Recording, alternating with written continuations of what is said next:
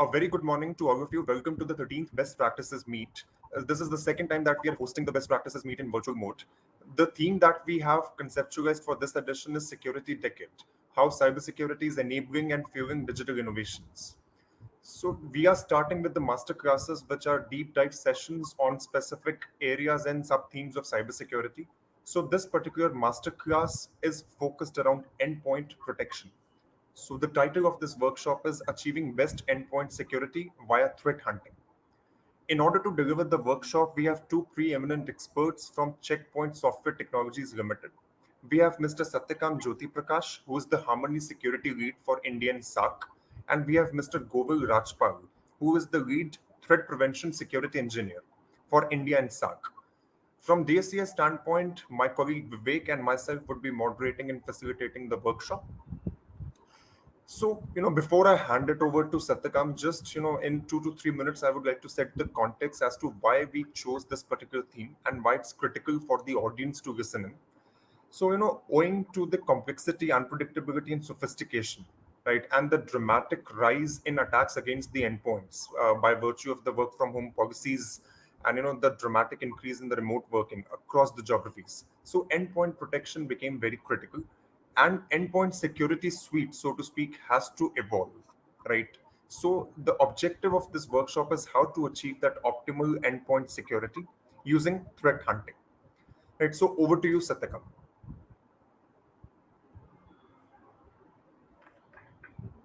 Satyakam, you are on mute. Yes, we aren't able to hear you.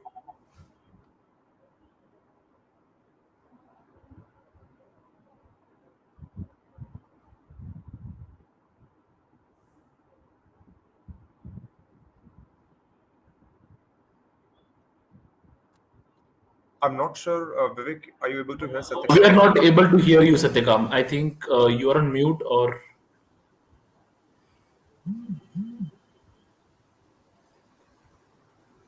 can you unmute if you are mute already?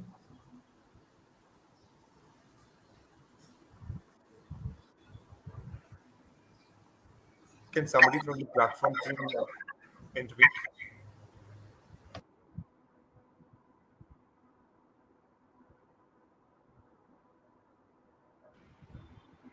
Hi everyone.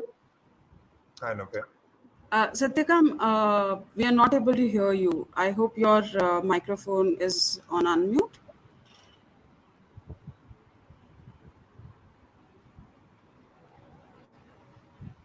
No, it's still Satyakam, it's the same. We aren't able to hear you.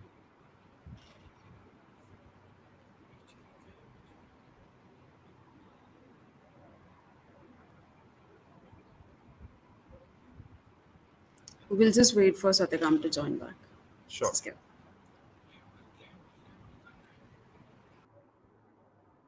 Till the time Satyakam joins, we would, endeavor to make this workshop engaging and interesting. And the audience and the delegates are welcome to post the questions in the chat section and the Q&A section intermittently. And we would be taking questions along the course of the workshop and won't be waiting till the end. So I would urge you all to, ask as many questions and make this workshop as participative as possible.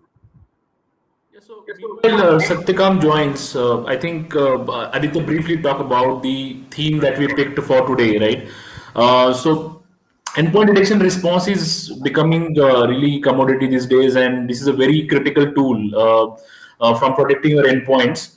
So I think aligning that with the augmented threat hunting and intelligence effort will definitely increase your performance in terms of identifying threats and mitigating those.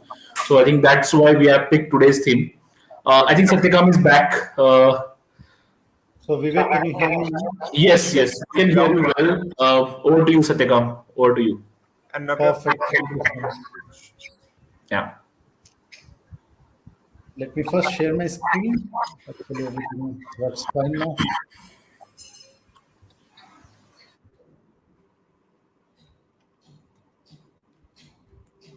Can you see my screen?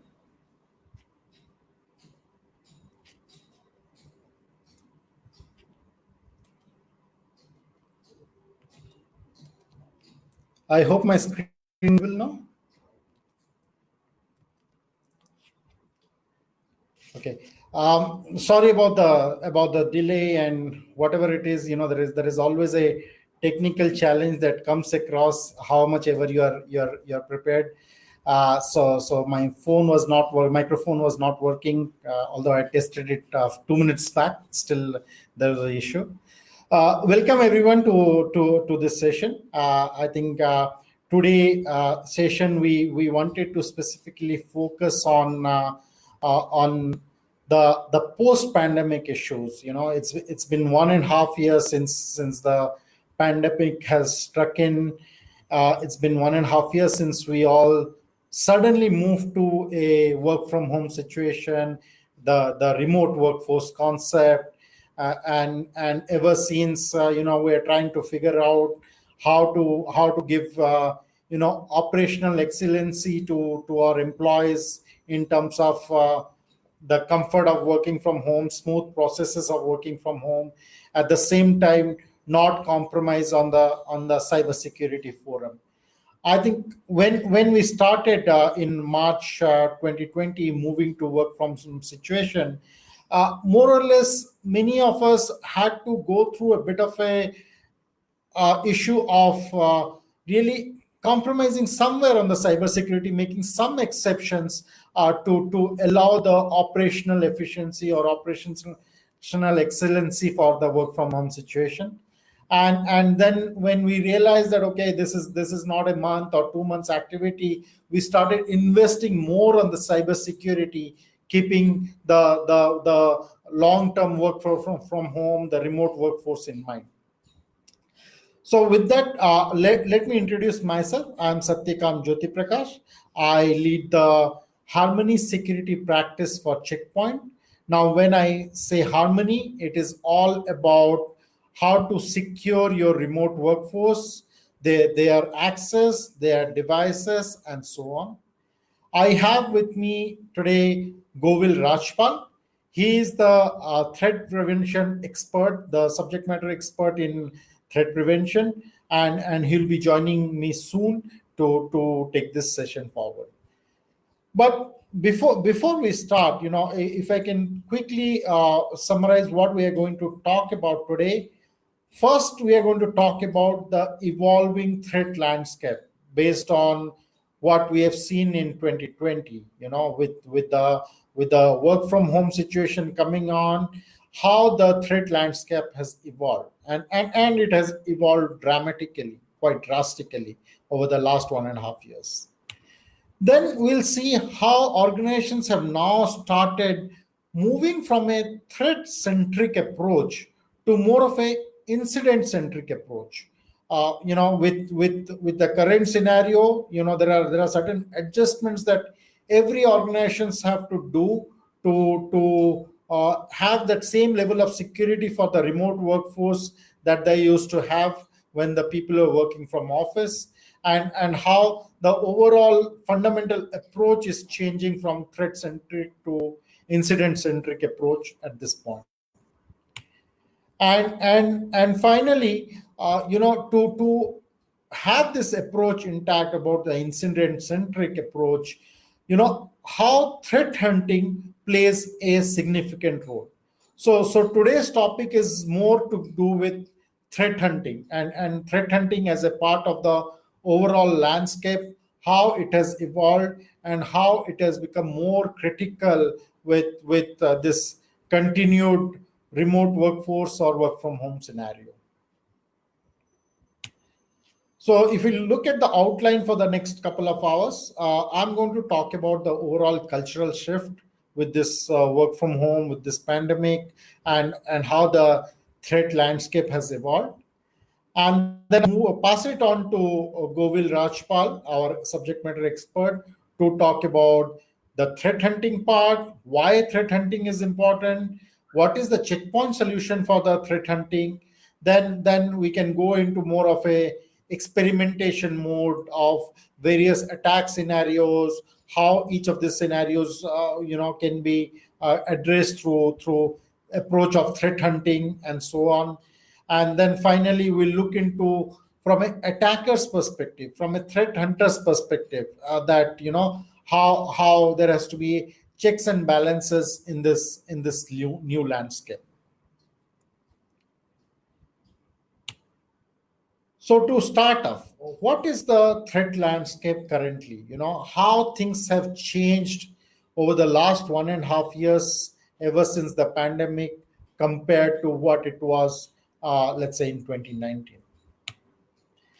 Trend number one, that is ransomware. Now you'll say ransomware is something not new. Of course, ransomware was something which was pretty prevalent in the 2016 and 2017 years, when the NotPetya and the WannaCry had really stormed the cyber landscape, right?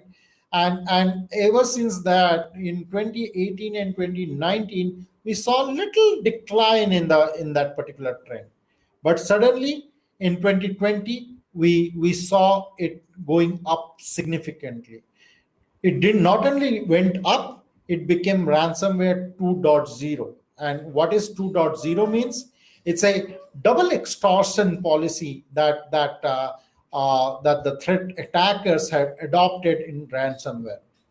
So basically, what we are doing in ransomware, that typically the let's say the compromised laptop, the data is encrypted, and then the attacker asks for ransom to give you the decryption key. Now, what happened in the process, that companies started spending more and more on the backup solutions, and thus with what happened in 2016 and 2017 with WannaCry and NotPetya, the organizations got ready that, okay, you do encrypt our solution or our laptop, and we'll have our backup ready to restore the data, and we are not going to lose anything. Thus, we are not going to pay you ransom. Now, this definitely, had an effect or impact on the attackers' market, and that's why they came up with that double extortion strategy. Now, what does double extortion mean? It's basically meaning that we'll not only encrypt your data, but we'll also exfiltrate your data, so that if you don't pay us ransom, what we are going to do is your data is already there in our server, and we are going to make it public. Now, this has become a even more riskier proposition for the organizations, because even if you have a backup solution and you can restore the data, but the data is already leaked and it can go to the public, and you can get into legal issues and can get into compliance issues and stuff. And that is why in 2020 we have seen like record-breaking ransom that organizations have paid. I don't want to cover the names in details, but maybe you can join in the next session, which is the keynote session at 1:30, where we're going to talk about specific ransomware attacks. But end of the day, we see that clearly organizations are paying more of ransom these days with the 2.0 than what they used to pay 2 or 3 years back. Second trend is about supply chain attack. Now, supply chain attack is also something not new, right? We had Target, the retail store in US, got compromised way back in 2014, and it was a big news that time, right? And the attack had happened through the air conditioned ventilator that is a third party supplier to Target. Later on, we saw Ukraine power grid completely came into halt with another supply chain attack, with NotPetya being induced into the system through a particular supplier. But biggest of the supply chain attack that happened in 2020, towards the end of 2020, was the SolarWinds attack. I think most of you would know about the SolarWinds attack and the kind of impact or the damage that SolarWinds attack had on the overall threat landscape, overall organizations. And that is one of the most sophisticated cybersecurity attack which has ever come to existence, and definitely it has forced us to look into cybersecurity from a all totally different perspective, right? Third trend is about mobile threats. Now, again, this is also something which was there earlier: mobile threats, mobile security, mobile devices compromise, and many organizations do use to invest on mobile device management solutions, the MDM solutions, thinking that, or rather, sometimes getting confused between mobile device management and mobile threat prevention. What we saw in 2020 was that even MDM solutions became the reason for compromise and attack happening into the mobile devices.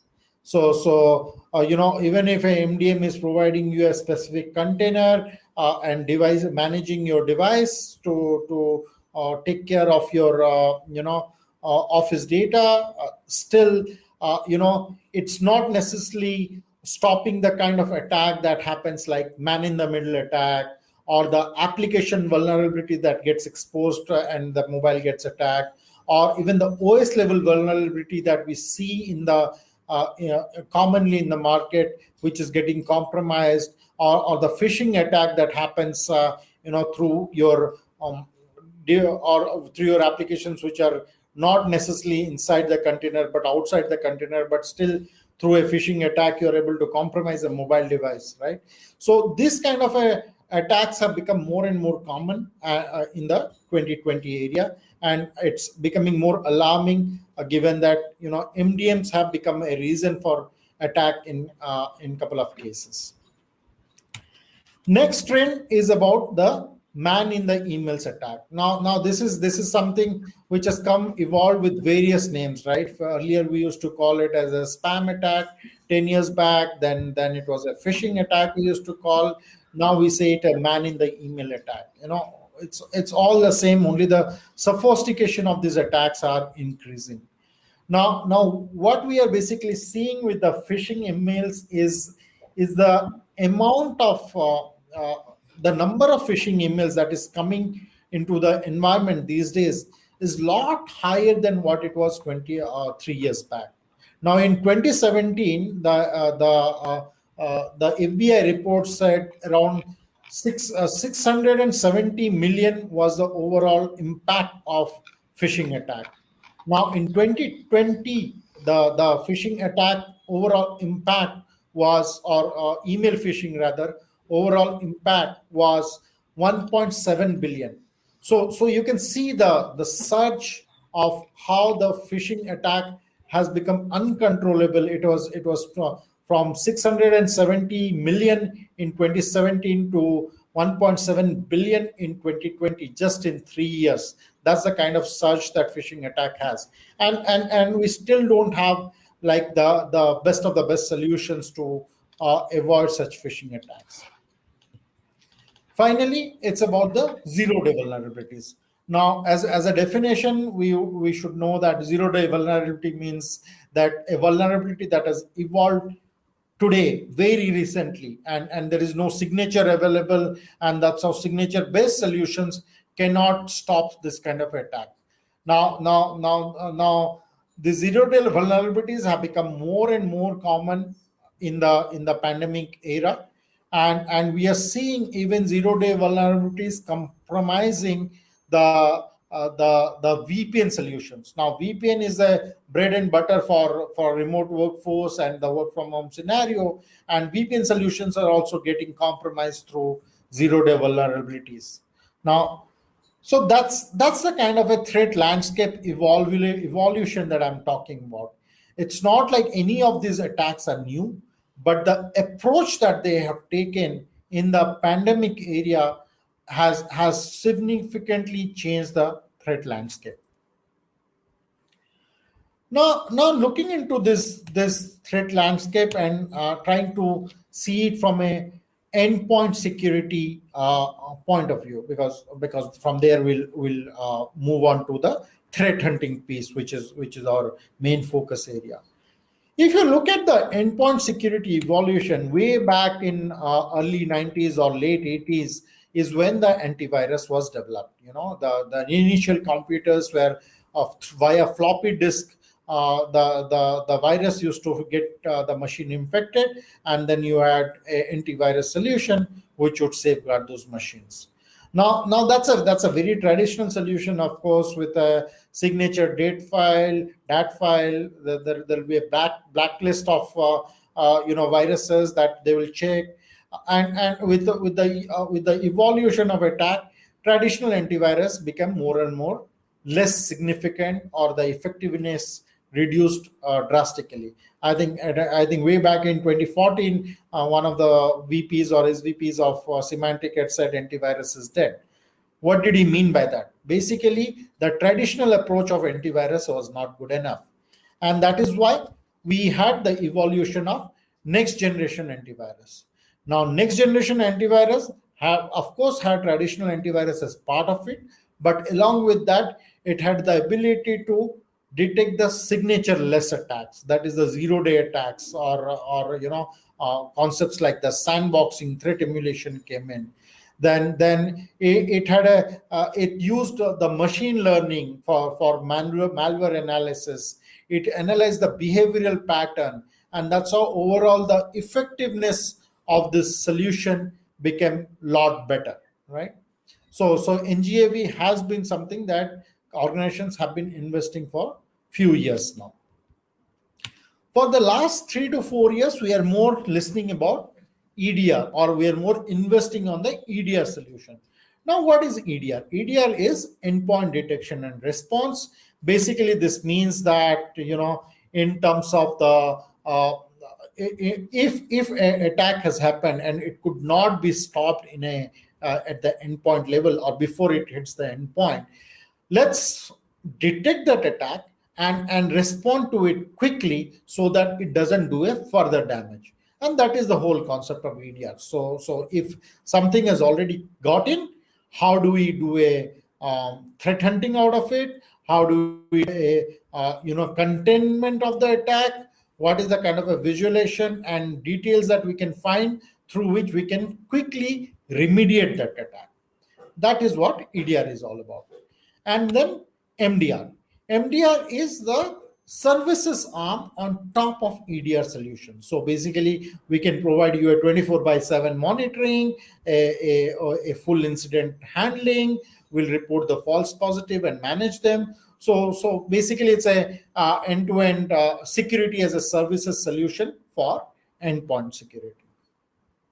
Then of course, it has evolved further to XDR, but XDR, I don't see it really a endpoint solution, but more of a overall integration of various solutions coming in, right? So not necessarily a traditional upgrade from MDR to XDR.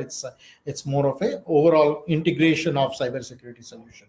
So I'll keep XDR aside. Let's look into what AV and NGAV is all about.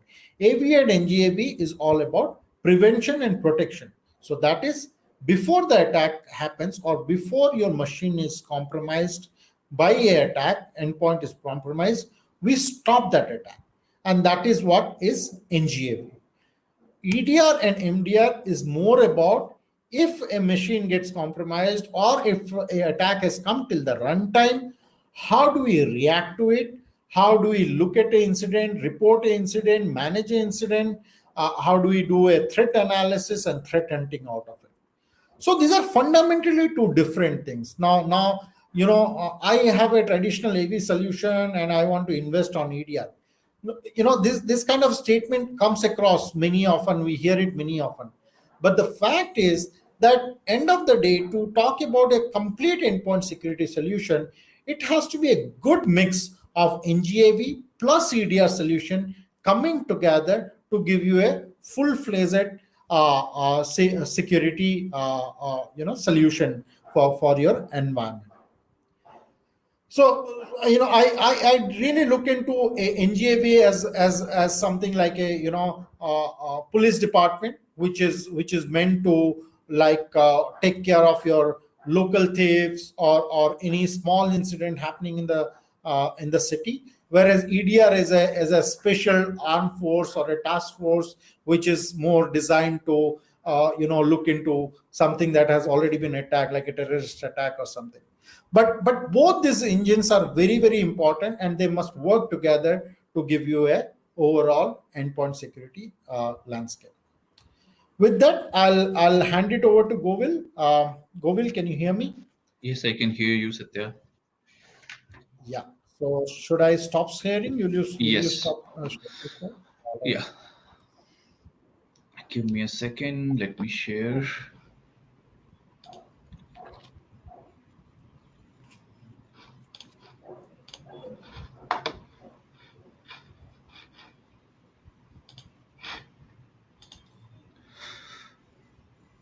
Perfect. So thanks everyone for joining us. Right. From this section onwards, we will be discussing specifically around threat hunting. What is threat hunting? Why threat hunting is required? How threat hunting is helpful, right, during this complex infrastructure, and how the threat landscape is evolving. And then we have a demonstration of threat hunting platform as well as part of this workshop. So this is something we have discussed till now, right? So when we started this session, Satyakam mentioned about how the threat landscape is changing. Now, because of this change in threat landscape, a lot of organizations are moving from threat-centric approach to incident-centric approach, right?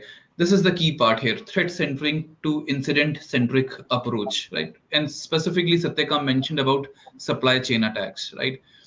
Threat actors, adversaries, they will always find a way to get in. If they are not able to get in via phishing emails, if they are not able to get in via zero-day vulnerabilities, if they are not able to get in via applications which are exposed on internet, they will exploit trust, right? And this is something we saw in case of SolarWind attacks, supply chain attacks.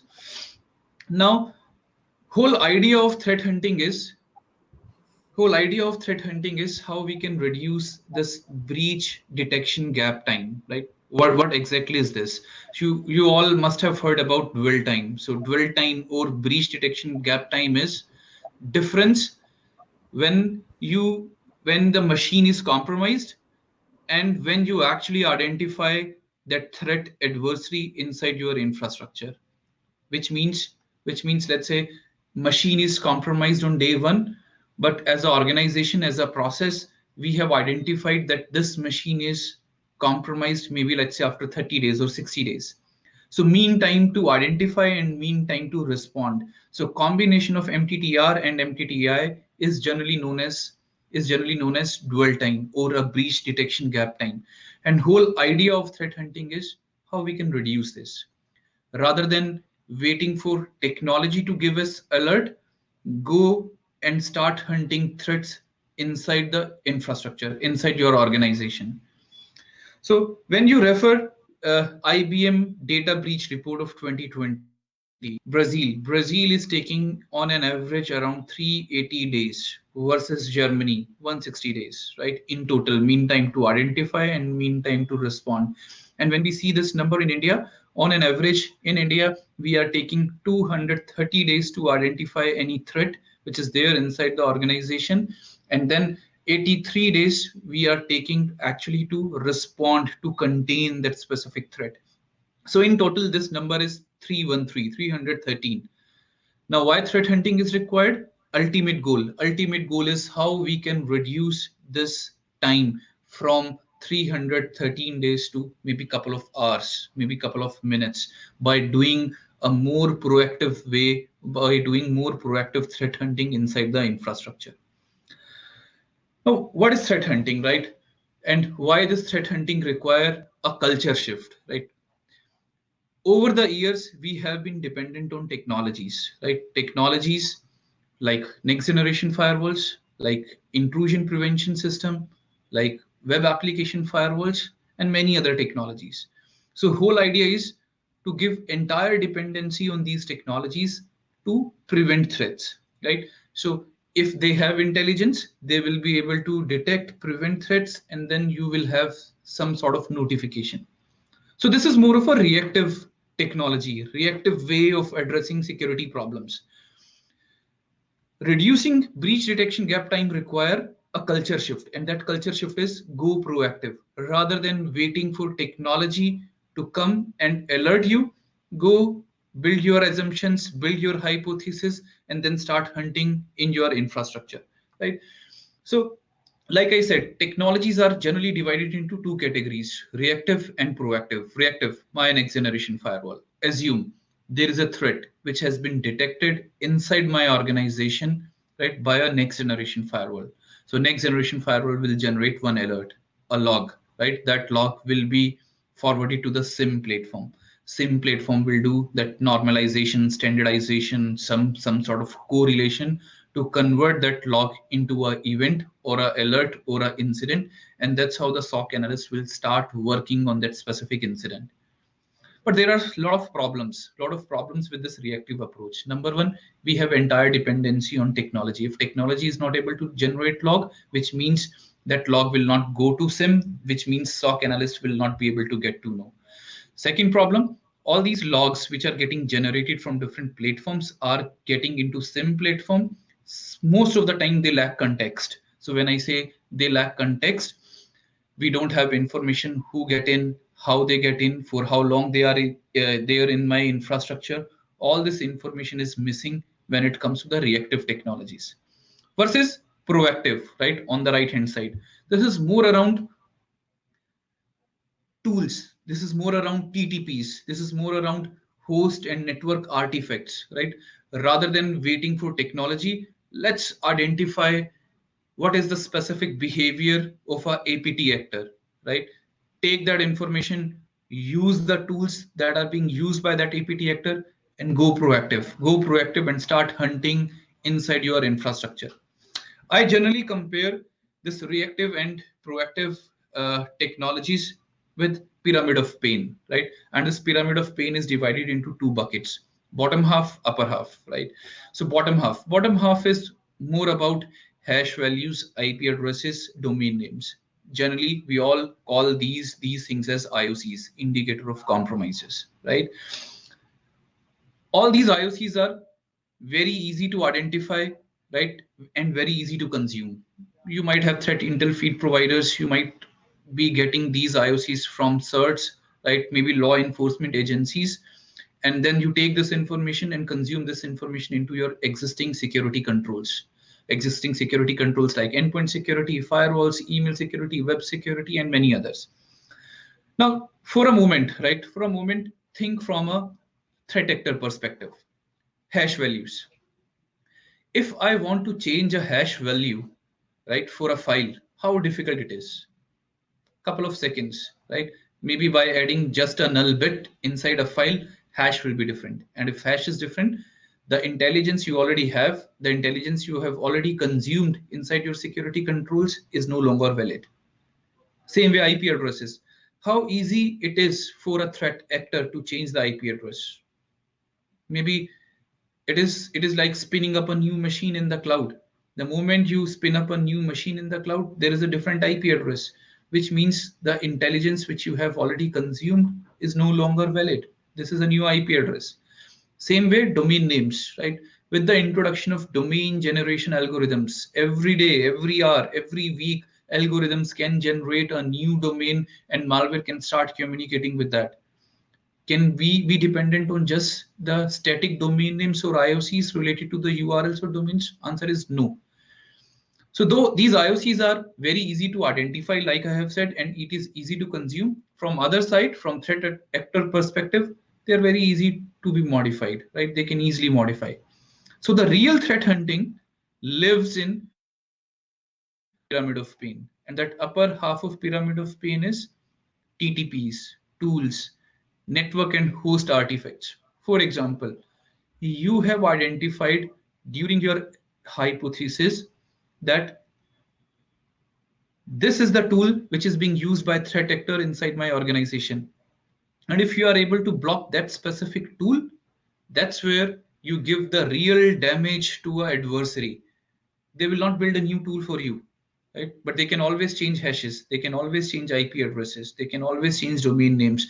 But for you, they will never develop a new tool. They will move away. They will move away to the next target. So whole idea is how we can identify the behaviors, how we can identify their tools, how we can identify the artifacts they leave behind, maybe due to the misconfigurations inside the infrastructure. And once we have that, that's where we can give the real damage to the threat actors. We can see threat hunting from a different perspective altogether, right? So like I have said, threat hunting is generally a threat hunting. Yeah, Yes. Google, maybe you can just check your mic. There is some bit of a distortion. If it can be fixed, otherwise it's okay. 1 second.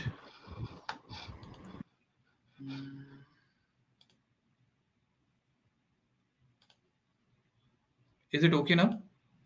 Any change, or it is same? Yeah, I'm finding it okay, but a couple of audience had mentioned about it. Okay. 1 second. Okay, I have a couple of people joining from here in the office as well. They are saying everything is okay. Perfect. Let's move on. Yeah. Done. So threat hunting, like I have said, we can see threat hunting from a different perspective as well, right? So market has divided threat hunting into two buckets. Bucket number one, threat intel driven threat hunting. So when I say threat intel driven threat hunting, you take IOCs, you take hashes, you take IP addresses, you take domains, URLs, and start searching that information inside your infrastructure.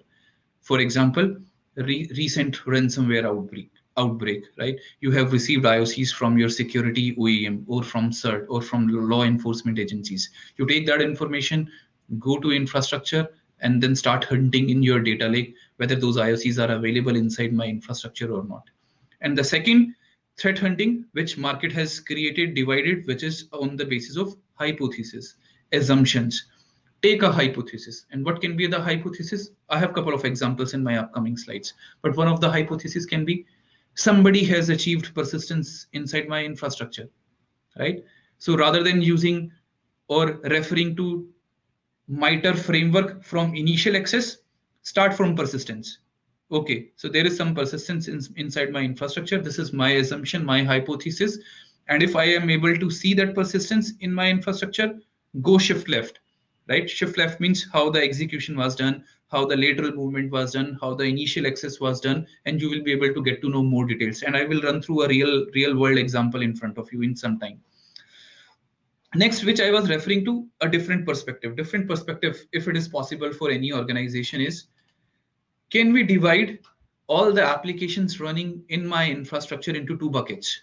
Bucket number one, known good applications like Outlook, like Slack, like MS Office applications. I know these applications are good applications. Then second bucket, known bad. I don't want Mimikatz to run inside my infrastructure. I know it is bad, right?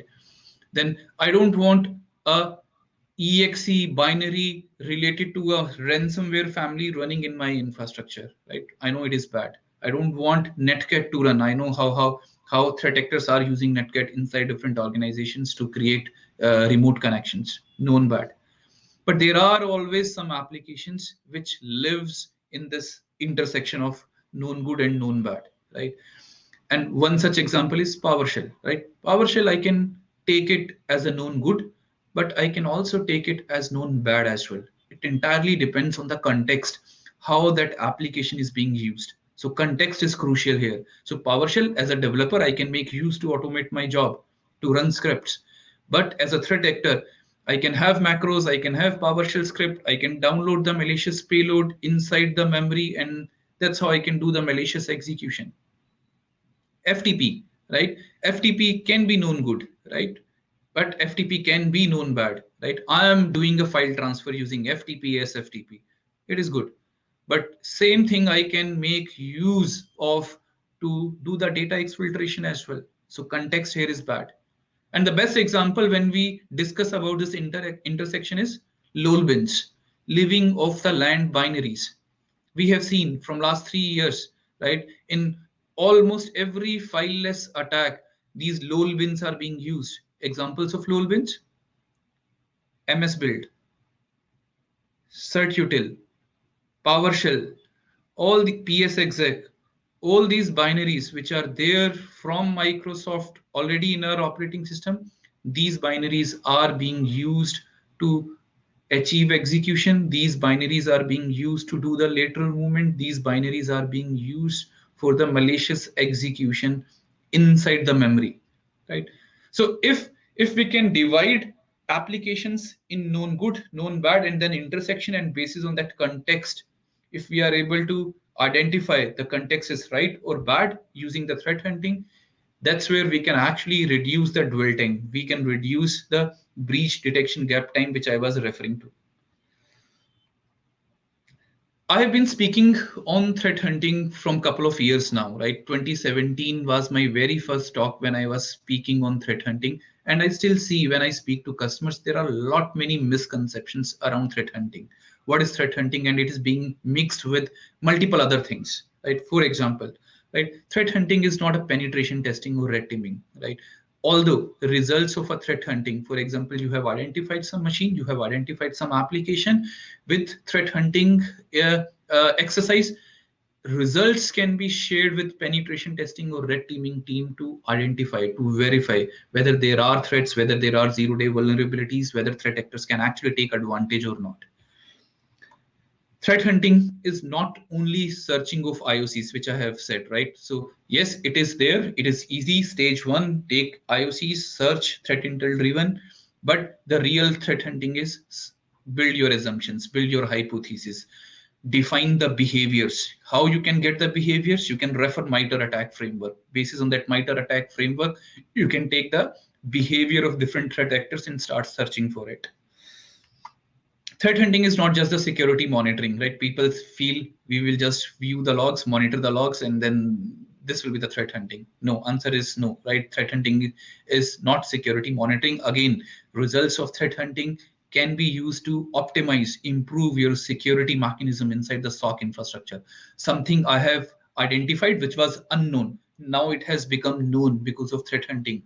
Now you can have monitoring. Now you can have alerts configured on that, something which we have converted from unknown to known to improve your security mechanism. And then last piece, right? Threat hunting is not just running a query inside a tool, inside a data lake, right? As an organization, you may have product, right? As an organization, you may have data lake. As an organization, you might have uh, you might have technology which you can use actually to query inside that specific data lake or a platform. But you really need a skill, right? You really need a skill before you start doing hunting inside your infrastructure. So I always say this threat hunting is an alliance of man and machine. It is the time now when technology alone or a human alone will not be able to stop these threats, right, which are happening. So it is an alliance of man and machine.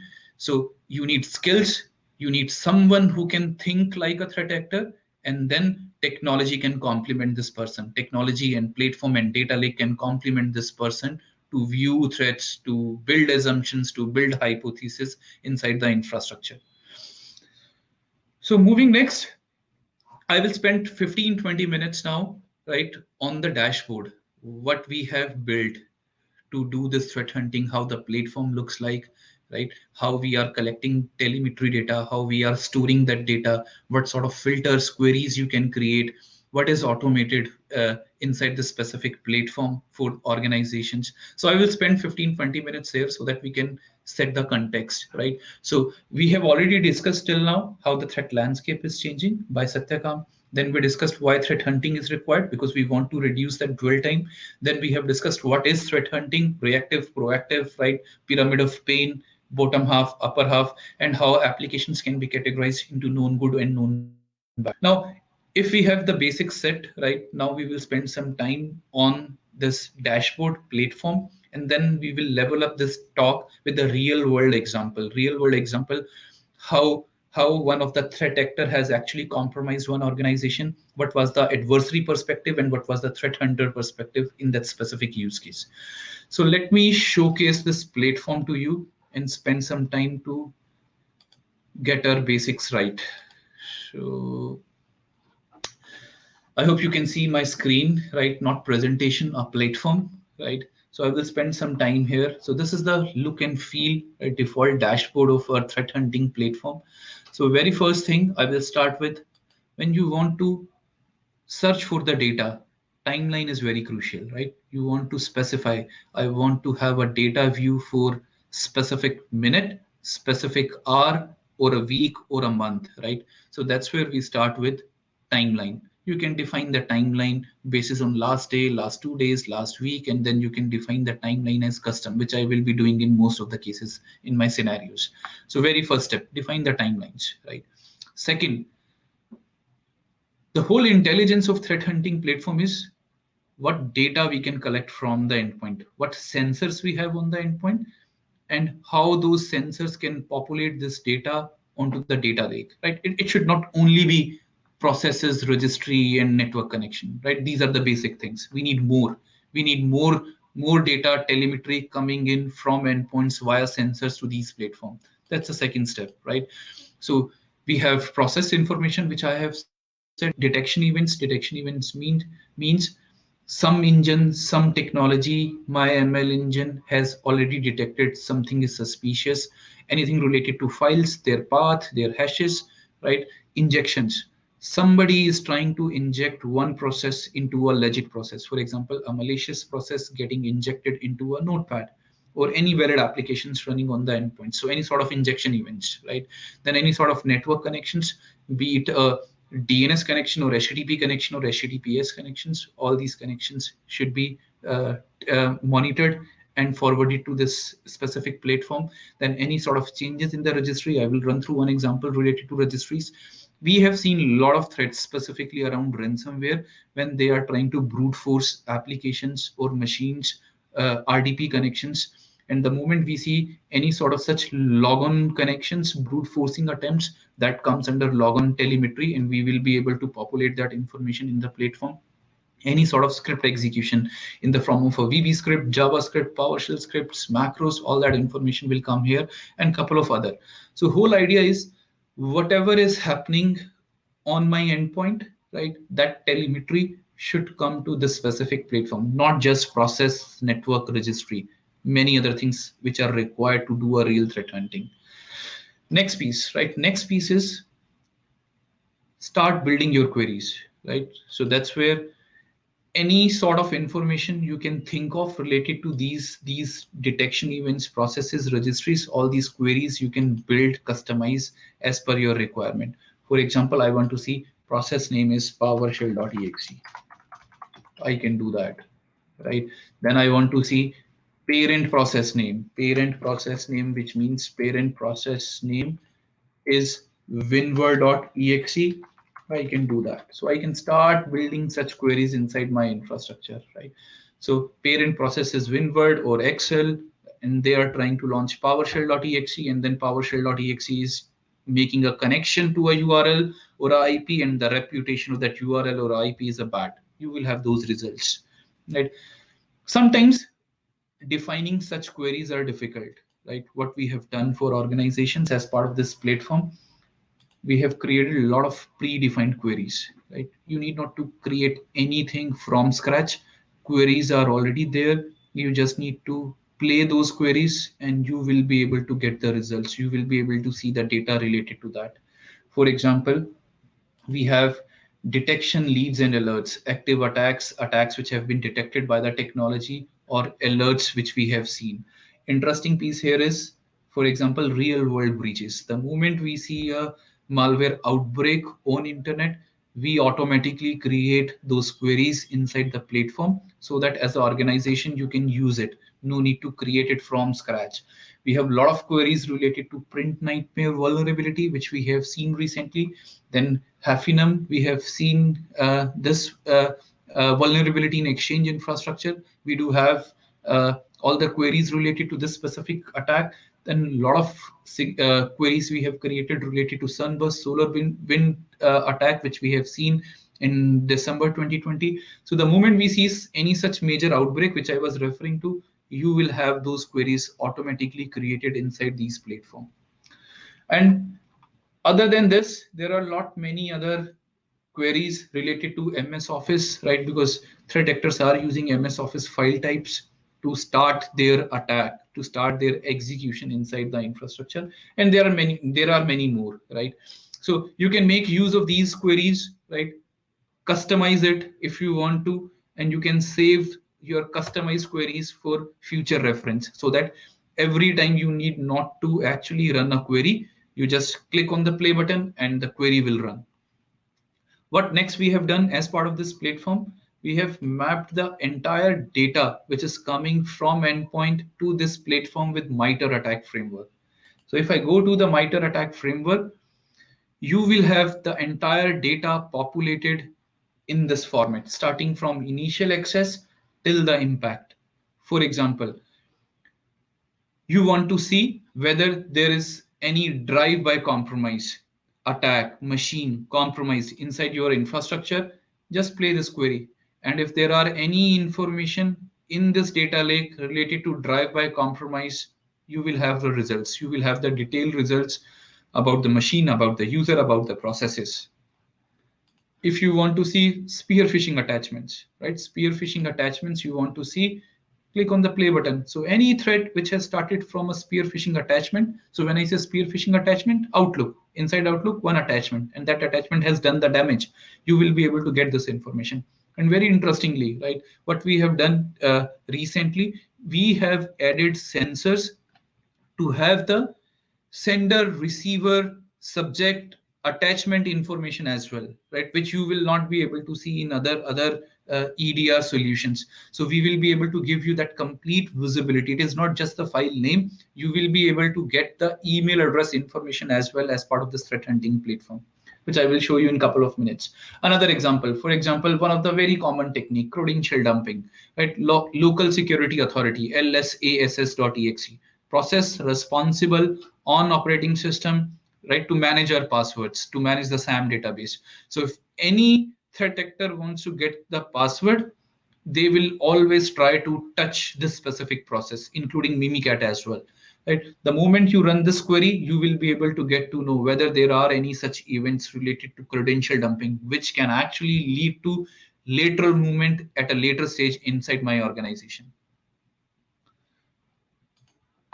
So other than MITRE framework, I was referring to, you can bookmark, you can save your queries for future reference. So you can build your query here, you can bookmark it, and all the bookmark queries you will be able to get here in this specific space, and then you can run those queries.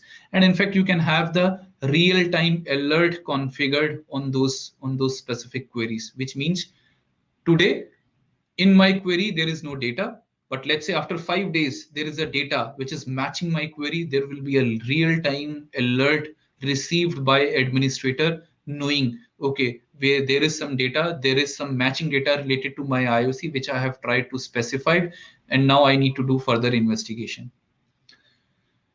Whatever queries you run, you will be able to see those queries details here in the history section. If you don't like white theme, there is an option to change the theme as well. So you will be able to change the theme from white to black if you like that specific color.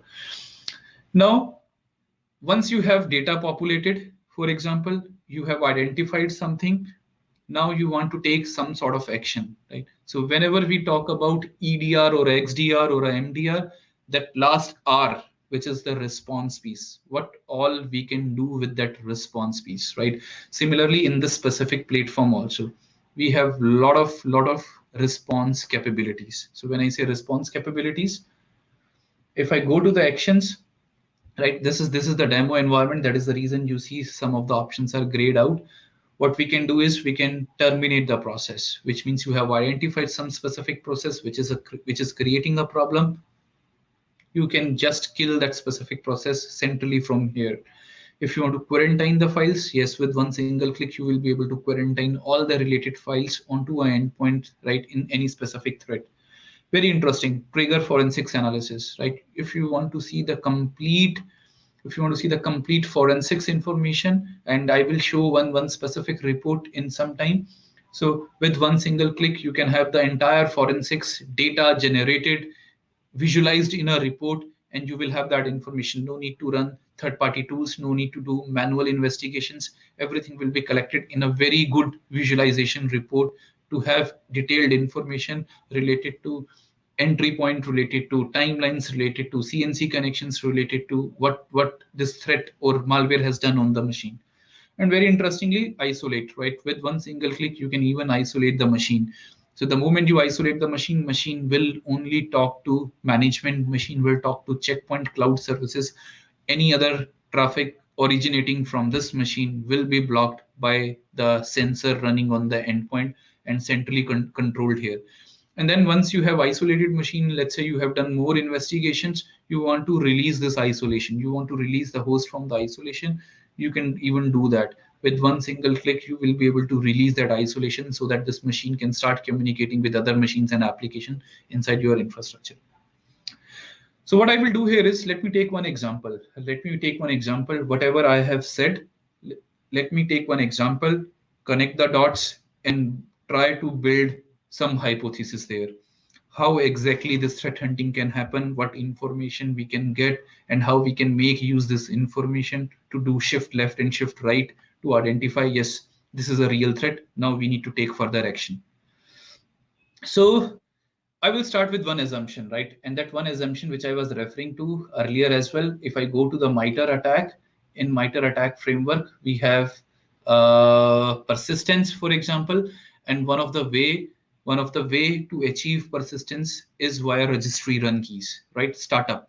The moment you reboot your machine, my exe malware payload stager will be executed so that I have access to that specific machine again. Very common way to achieve persistence. So what I will do is, I have some custom timeline defined here, but let me define it again. So I will go back to, let's say, start of this year. Sorry, I will go back to the start of this year, which is Jan 1st, and today, August 19. And let me do a filter, very first thing. So I need a data in this time frame from January 1st to August 19, which is today. Now, my first hypothesis, my first assumption as per MITRE is persistence. And that assumption is somebody has done a change in the registry settings to achieve persistence. So what I will do, I will go to the predefined queries. We have all the persistence queries already defined for you. I will go to the persistence, and then I have persistence from registry run keys. I will play this query. And if there is a data, I will be able to get that data populated here. Yes, I have the data populated. Let's try to read this data, right? And try to make the context out of the specific data so that we can go to the next step. So if I open this, I do see someone has made a change in the registry. One assumption, one hypothesis is clear, true, that there is a persistence inside my infrastructure, right? But we need more details like who is the user? Username is Bruce. What is the system name inside my organization? This is the system name inside my organization, protected user. Right? Whether it is a desktop or a laptop or a Mac device, you will be able to get more information because it is a desktop operating system version. I can see, even I can get the domain name information as well, to which this machine is assigned to. Interesting thing. And that interesting thing is, who has made this change in the registry? Now we know there is a change in registry, but we need to identify who has done this. So there is a process, and that process is Winward. So this log says, this telemetry correlation in this platform says, there was a process Winward. This process has made a change in the registry to achieve persistence. Okay, we know the Winward, right? We know the Winward is the process. We need the file name, right? Then we can do the further investigation. Because if it is a Winward, there will be a docx or a doc or a docm file, right? There will be some file, right? Because Winward is the process and that file has done change in the registry. If I go to the arguments, I can see and read the file name as well. So file name was PayPal alert, then number 2 in brackets doc, sorry. So this file has done a change in the registry to achieve persistence. So at least now I am one step further. So persistence was there, yes. Who has done it? One doc file. What is the name of that doc file? This PayPal alert.doc file has made a change. If this file has done a change, maybe there are more things this file is doing. Can we identify more files? Let's try to identify, right, what this file is trying to do. So what I will do, I will take this process 3740. This is the winword, and winword is paypal.doc file. So let's see what this process has done on the machine. So I will go and pivot this process. So when I pivot this process, I'm able to see now very interesting information. And that interesting information is this winword.exe process was actually a child process of outlook.exe. Now I can connect the dots, right? I have enough information now to start my investigation. Very first thing, this thread has started from the email. Why email? Because we do see Outlook, right? This thread has started from email. Email was sent to this user, which is Bruce, right? Inside this email, there was an attachment. Attachment name was PayPal, right? And to run that specific attachment, winword.exe was used. And when this winword.exe was used, this winword.exe made a change in the registry for persistence. Let's see what more this process has done on the machine. So rather than this process, now I will switch it to the file, because we know there is a file which is PayPal. Let's see what this file is doing in my machine. So rather than having just process, I will see this file, and you can see that number, right? There are 111 more files dropped, right, on the machine. Let's see what those files are. And there are a couple of network events. There are around 84 registry modifications being done on the machine. But let's start with the file, right? What more files this process or a file has dropped inside my machine. Wait for a few seconds. Okay, so I do see a lot of files, right? A lot of files like temp files, DLL files, image files, and many more, right? So these are the files which I see have been dropped by this specific process or a file, which is a PayPal, right? Out of all these files, right, one file is very interesting, and I will take a pause there. I will ask question, and you can use chat section to answer that, right? So if I open this image file, right, if I open this image file, because the same process has dropped one file, which is cats.jpg, very interestingly, the size of this file is more than 100 MB in size. Image file dropped by this doc, which is more than 100 MB in size. What do you think? Maybe anyone in the chat section, what do you think this threat actor has decided to drop a file which is more than 100 MB in size?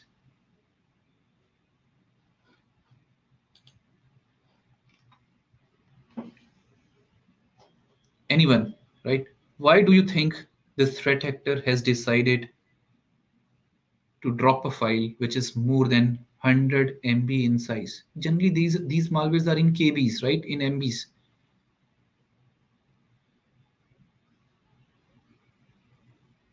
Malware plantation. Okay. I will wait for a couple of more seconds before we start this further.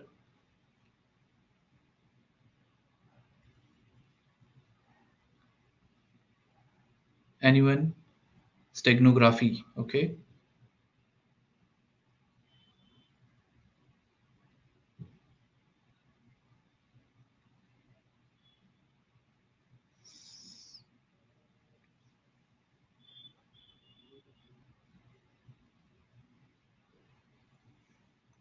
Multi-vector and polymorphic malware. Perfect. Let's wait for 10 more seconds before we start discussing it again.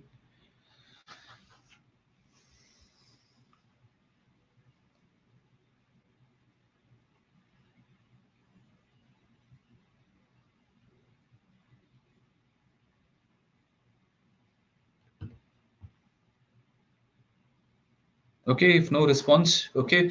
So in chat we had response from Birendra, malware plantation. Then he has also said related to steganography. Yes, steganography could be one of the technique. That is the reason images are being used, but this image size can be 1 MB, 2 MB, 3 MB, not 100 MB. Then Vivek has mentioned about multi-vector and polymorphic malwares, right? Then another response related to polymorphic malwares. When I see this log, right, and when I see this size, and this is the takeaway for all of you, right, who are there, right, in this session. Very, very common evasion technique. Very common evasion technique. Most of the anti-APT solutions, right, so-called sandboxing solutions, they don't scan when file size is getting bigger and bigger, right? And this is the takeaway maybe from this session. Verify your security controls, whether they can scan a image file. Your anti-APT solution can scan an image file, which is, let's say, 150 MB in size or 100 MB in size. So to me, it is a very common evasion technique, right? Thinking that with such a large file dropped on the system, I may be able to evade some sort of security controls because they are defined.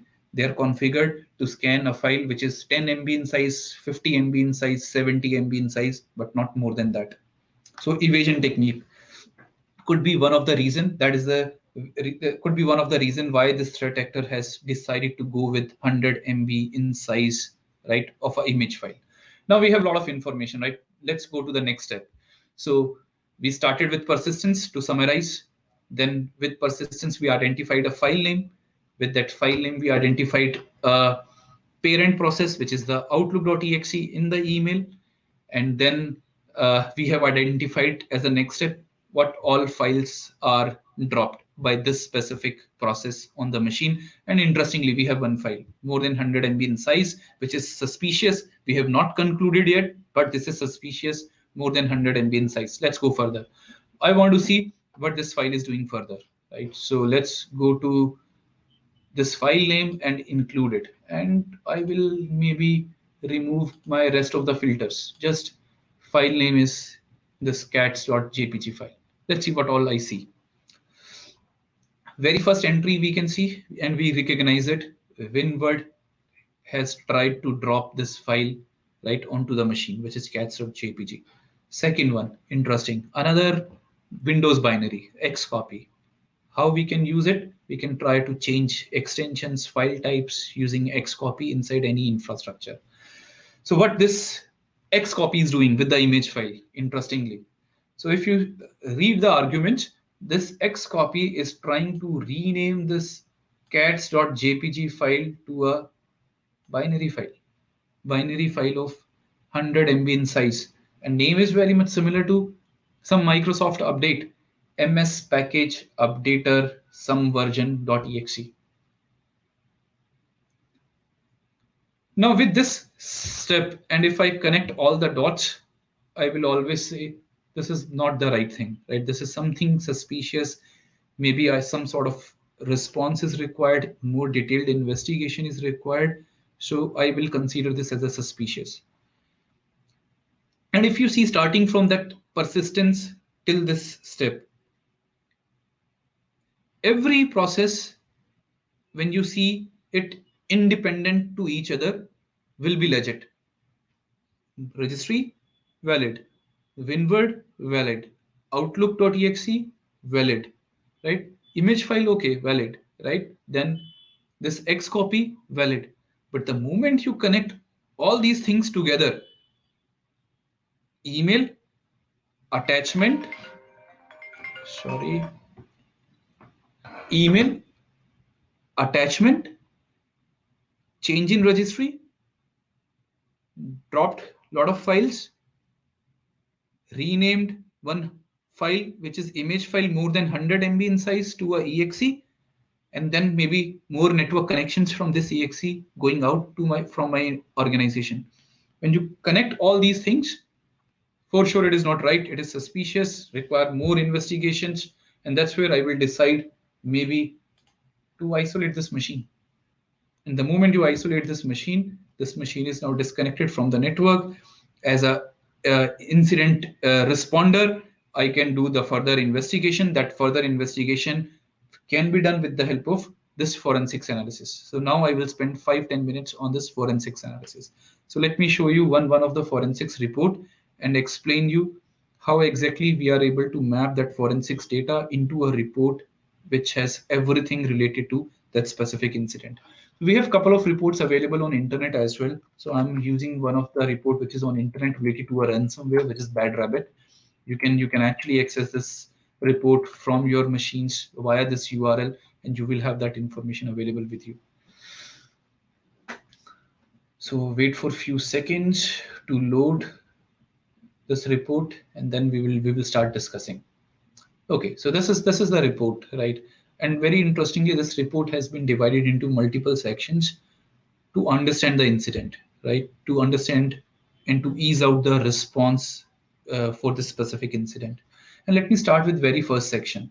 This very first section talks about whether I need to go in a panic state or not, right? This is the very first question any SOC analyst has, whether it is a false positive, true positive, right? What I need to do, I should go in a panic state or not. All these things you can understand from this very first section, status, right? The moment you see status as cleaned, blocked, dormant, active, you will always see these either of these four actions. Dormant, something is still there on the machine. I need to do further investigation. Active, again, attack is active. What can be the possible reason? Possible reasons can be misconfiguration. Something is there in detection mode, not prevention mode. That is the reason you are seeing status as active or dormant. The moment you see action as cleaned, blocked, which means threat has been completely, fully protected, prevented on this specific machine. Then we map that behavior IOCs with the malware family as well. So this last 28 years of intelligence we have inside our threat intelligence platform that is being used to map this specific IOC and behavior with the malware family. In this case, someone has used bad rabbit, sorry, and then along with Mimikatz to dump the credentials. What is the severity? Severity is defined as critical, and which specific engine in my sensor has detected this specific threat. In this case, for example, this is the behavioral guard. This is our NGAV solution designed to scan memory and behaviors on the machine. Where this exe was, right? Which exe has triggered this specific incident or a report. See users Bob desktop, there was a exe, and this exe actually was doing something suspicious, and we will see that what suspicious it has done, and that's where this incident has been triggered. So we always map any sort of detection with a very unique protection name. These protection names are defined by checkpoint for any sort of threat. And then we have this logged in user as well, which is the Bob is on this specific moment. Couple of more things, right? So if I go to the general section, I will be able to see more details related to the user, PC, domain. You will have all this information available, right? Related to the trigger path, trigger exe, everything as part of this specific tab. Very interestingly, how we create the boundary of any threat, right? That's where the entry point comes in, right? So if I go to the overview page again, so here I see explorer.exe, which means somebody has done a copy of this file, right, onto a desktop, and then this file has been executed. You can even see file was downloaded with the hash information, hash.exe. Then somebody has made a change from hash.exe to badrabbit.exe, and then it was executed. So if I go to the overview section, you have this information available, which is the entry point. Now, this entry point can be a browser with a URL. This entry point can be a USB and then a file being downloaded. This entry point in this case is the Explorer. And this entry point can even show you an email address information as well if this threat has started from a spear phishing attachment. So very, very crucial information, because we all want to know what is the entry point of this threat, of this incident, which is happening inside my infrastructure. Next interesting piece is, which I want to show, the business impact, right? Very important when it comes to the ransomware, right? So ransomware is doing a damage to the data, to the files when it comes to threats on my machine. So you will be able to get to know what data right? What data changes this ransomware or a malware has done inside my organization on my machine, right? So you will be able to have all that data information here, right? Next, remediation.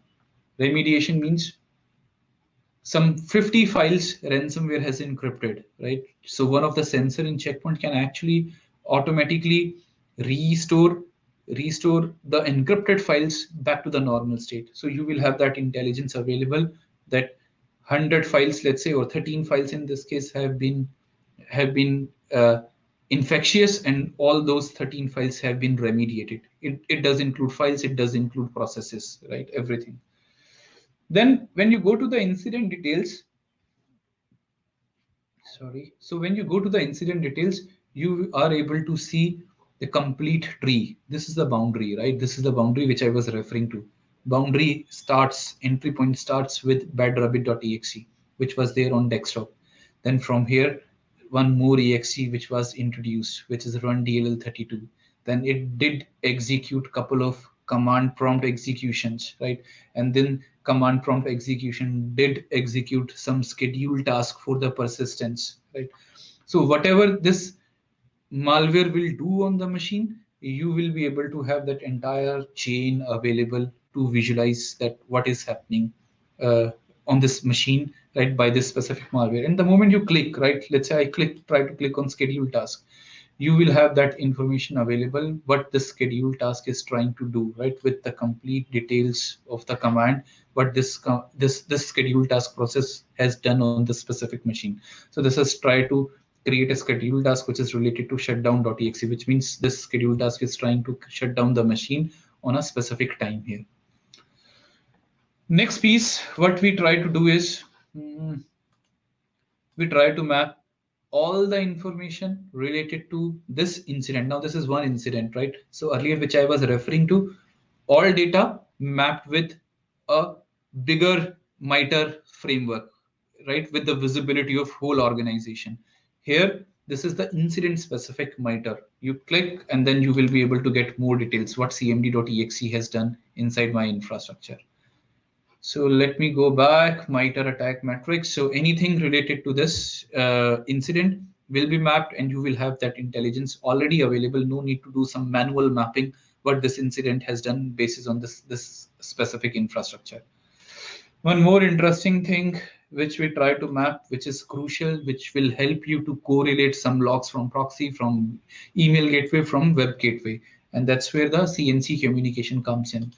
So you will have the information related to all the IP addresses, URLs, domains to which this malware was trying to connect to. And the moment we see all this information, right, you can verify, which I was referring to, the gateway logs, proxy logs, right? Maybe if email information is there, sender information is there, domain is there, you can go and verify that information in the logs. So the whole incident here I was referring to, when you have identified something suspicious, click on trigger forensics analysis, and forensics analysis will generate a report very much similar to like this, with all the information automated, right, populated to use it for further deep dive investigations. So I will take a pause here, right, for any questions before I move to the next step. Anyone, any questions?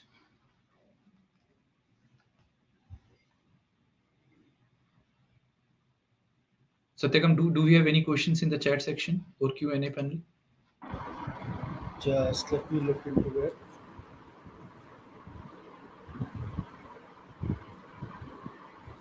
One of the question from Mr. Chandra is, can threat hunting be used as a tool for digital forensic investigation? Answer is again combination of threat hunting and this forensics report, which I have recently discussed. So combination of these two things can be discussed, can be used actually, right, to do some sort of forensics analysis, right, and forensics investigation. But combination of two, because threat hunting generally gives the telemetry, right? For example, a process information, which is winword.exe, a file information. Now I need more information. what macros, right? What execution, what scripts were hidden inside those files. That's where this forensics analysis is required. So together, yes, can be done.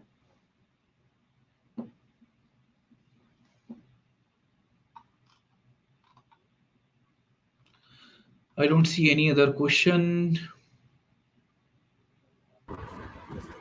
There was one generic question from someone. Let me take that. So the Hmm. question was, what is the overall spend on IT security in this new pandemic era? And I think the overall spend, if you look at the previous trend, it has been industry average of 6%, 6.5%, and all. Although different industries have their different spend level. When I say 6%, 6% of the overall IT spend is on cybersecurity spend. But depending on the industries, definitely BFSI and financial sectors spend a lot more on cybersecurity compared to a few other industries. But net with more than the spending, it's the approach that you take towards the cybersecurity. Given that the threat landscape is changing significantly, is what is going to prevent an organization more effectively rather than just the spend. That would be a short answer to that question. Govil, over to you. Thanks, Satya. Okay, so if no more questions, let's move to the next section. And let me come back to the presentation. Perfect. So this is something we have already discussed. And now I will spend another 10-15 minutes, right, before we take wrap-up questions, right? I will spend 10-15 minutes around a very interesting attack scenarios, right? If some of you in the audience are from offensive side of security, they will be able to understand, right, how complex this threat is, right, and how exactly this whole chain of threat is responsible to the machine compromise in the organization. So first, I will try to explain this uh, in the form of a, I would say, a slide, and then I have a short video, right, to demonstrate how different steps have been used, how the files have been created, how the information has been used to compromise a machine in this complete scenario. And then we will discuss threat actor and threat hunter perspective. So let's start, right? So step number one in this specific threat is threat actor, attacker, adversary sending malicious XLS file to the target via email, right? Very simple. We all know this, right? A lot of threats which are happening these days via MS Office. So in this case, there is an Excel file which is coming to the SMTP server, and from SMTP server or Office 365, it is going to the user mailbox, right? Step number two, right? The moment this file is being received by the victim, target user, assuming this user, because there is a human interaction required when it comes to macros and scripts which are there these days in MS Office files, user does a human interaction, enable content, and user actually opens up this specific file. What happens after that, right? The moment the moment this file gets opened on the machine, this Excel file will drop three more files in the specific directory, which is the user profile, public, library, and there will be three XML files dropped, which is ms build trigger. Name of the file I have given ms build, reason being we are using ms build at a later stage to execute my code. So there are three files: trigger, bypass, and stager, right? What is the purpose of these three files? Very crucial. Very first thing, which is the ms build underscore trigger. So what this will do, this will load a malware into a Outlook memory, because the email has come in the Outlook, file has been opened via Outlook. So we assume Outlook is running on the machine. So the trigger.xml file will load the malware into the Outlook memory. Second, ms build underscore bypass. The moment you try to take programmatic access of Outlook via APIs in memory, there is a user pop-up. I will show you that in video as well. there will be a pop-up, right? Which means again the second human intervention required to give this programmatic access to the threat actor. Now to automate this access, API level access to Outlook, we have this MS build underscore bypass. This will bypass auto click, auto approve that permission for a threat actor. And then ms build underscore stager, right? This will be a dormant file. Dormant file stays on the machine in the memory, and this dormant file will wait for one specific email to trigger the malware to compromise this machine. Now, Outlook malware, which I am saying, will constantly monitor mailbox to trigger the payload. And that payload is there in the ms build underscore stager. And very, very important here and interesting here. What is that payload which will trigger this malware? Right. Now, threat actor or an adversary has to send one email, plain email with text. And that email should have, let's say, 3 text in it: cyber, LinkedIn, and interested. The moment these 3 keywords are there in the email, that ms build underscore stager.xml file will trigger to compromise the machine and initiate a CNC connection back to the threat actor. So, for example, cyber threat landscape is evolving. If you are interested, read my blog on LinkedIn. Right? I'm using all these 3 keywords here: cyber, LinkedIn, interested. And the moment this email user will see, it is a general normal email coming, right, with normal text, no attachment. The previous malware which is there in the memory, in the Outlook memory, will be executed. And the moment that malware gets executed, this malware will give a CNC communication back to threat actor. Right? Let's see this in the form of a video, what I have explained, and then I will divide this entire incident into 2 buckets.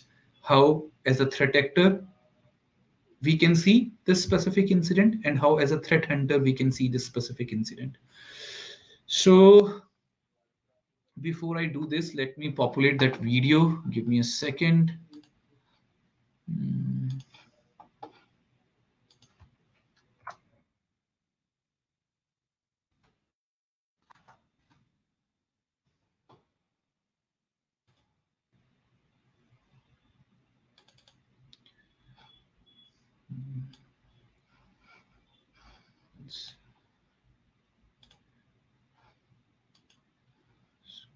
Give me 1 more minute, please.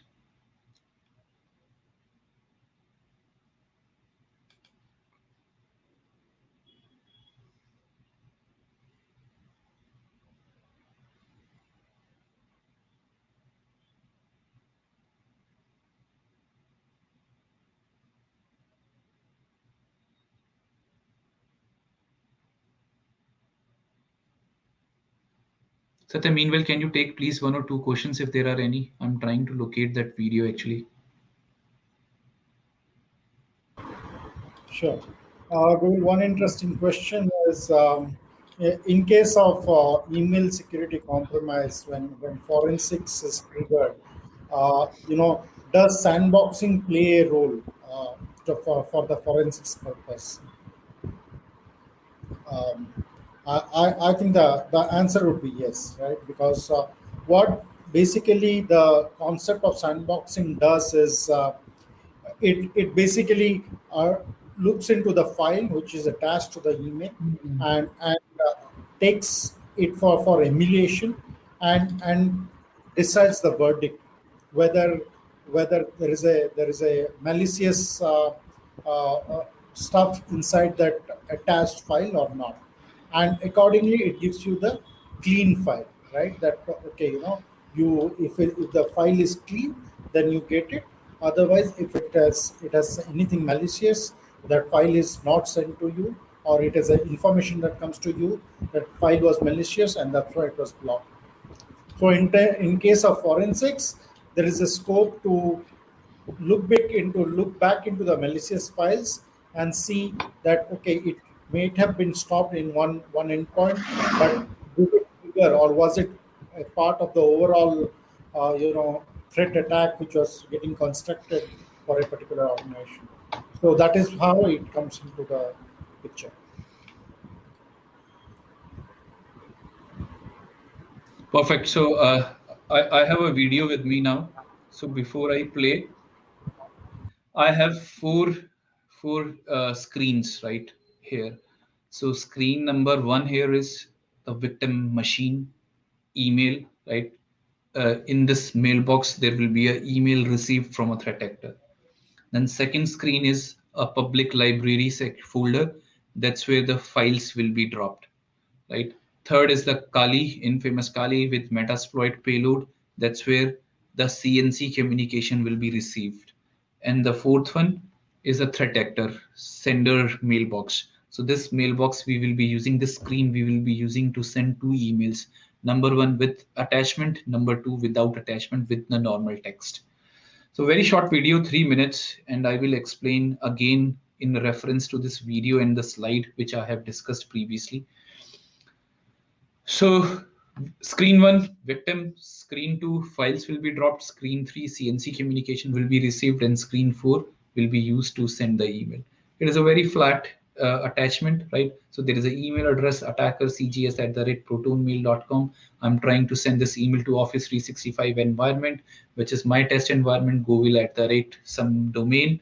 I have attached that Excel sheet as a step one, which will be received by the victim or a target user.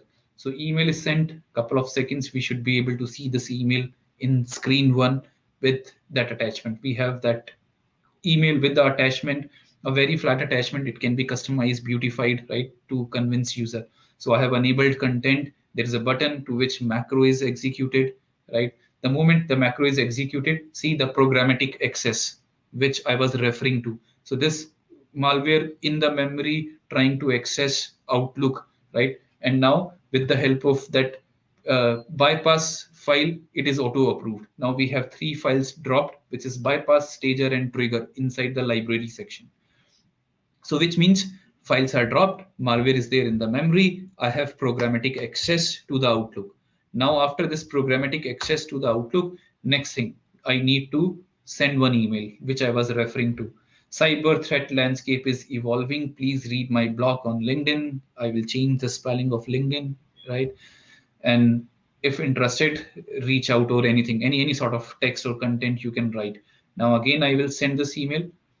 Now, the moment this email will land to the user mailbox, target victim, there will be a ms build underscore stager, right, code executed.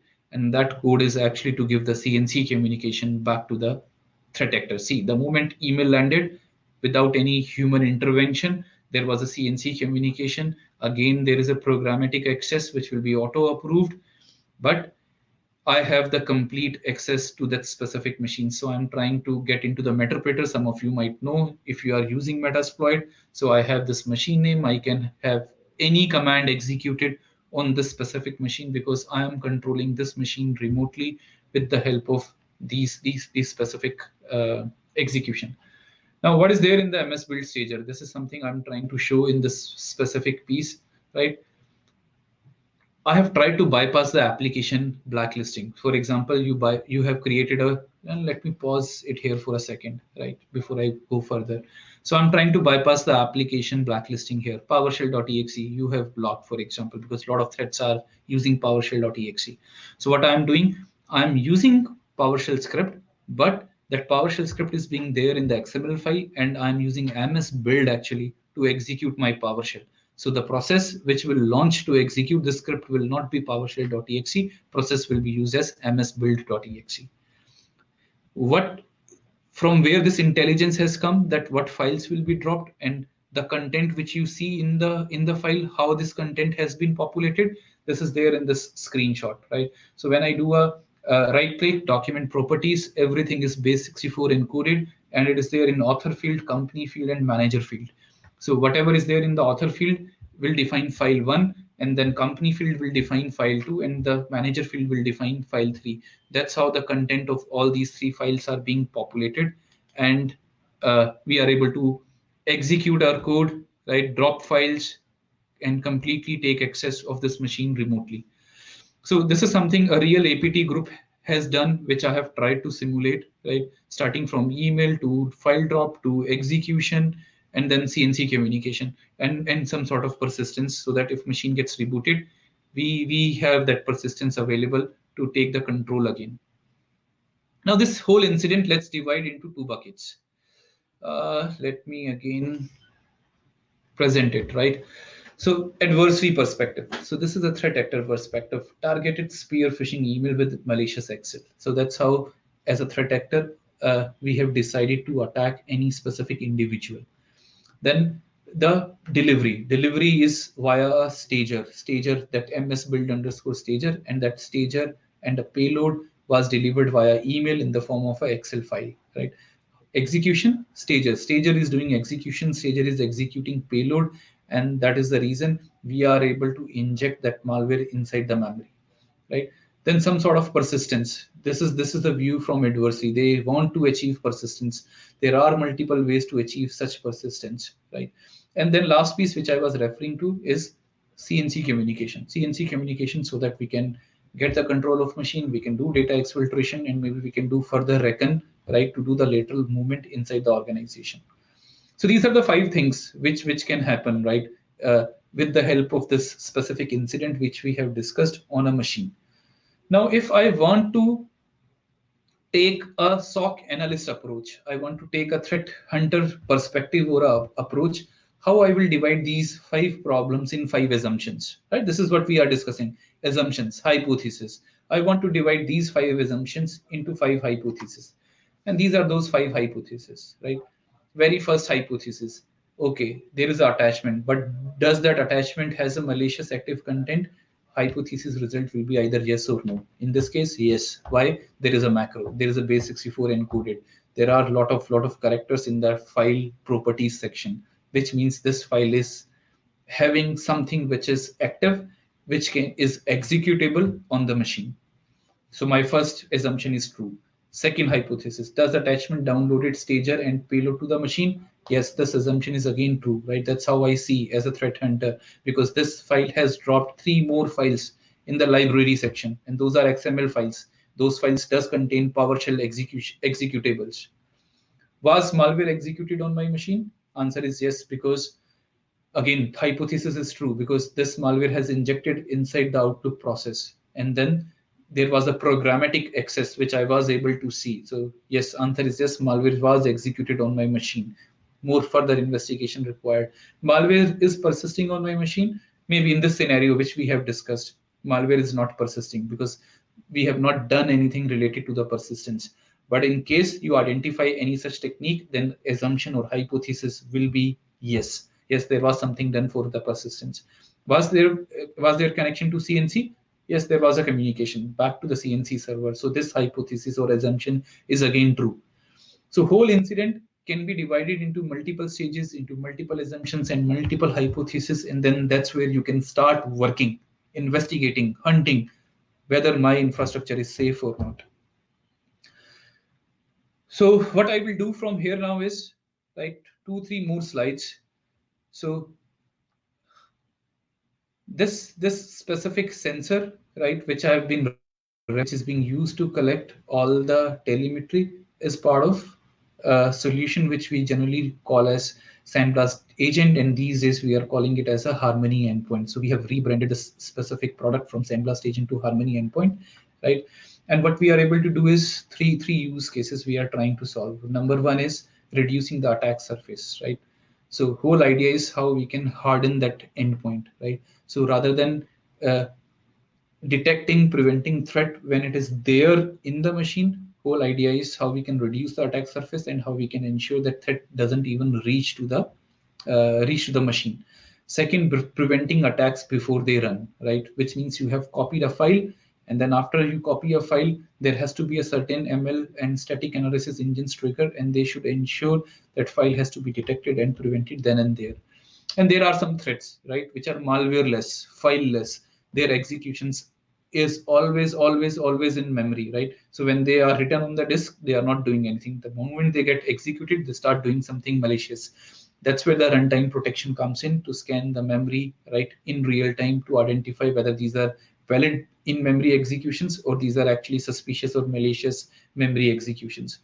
So any product, before I summarize this session, any product, right, when you evaluate, for example, should do four things. Very first thing, any security product or a control should do prevention, right?